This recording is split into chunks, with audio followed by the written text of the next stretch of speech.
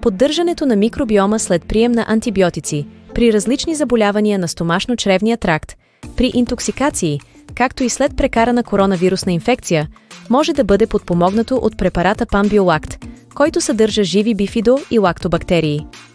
Това е нов препарат на нашата компания, но вече е спечелил популярност сред потребителите. Памбиолакт съдържа 7 щама специфични пробиотични бактерии, бифидо и лакто, както и пропионови киселини.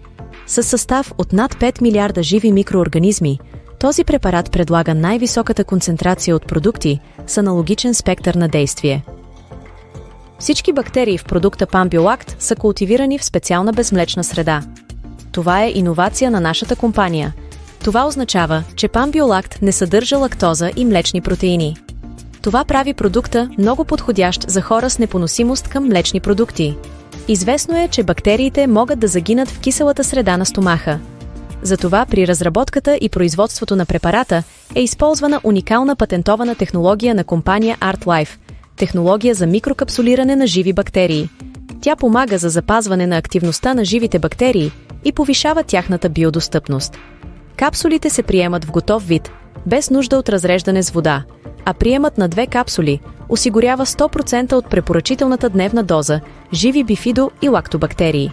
Като допълнителни компоненти, Памбиолакт съдържа витамини от група Б, ензими, както и допълнителни фактори за растеж за по-нататъшното самосъхранение и размножаване на бактериите.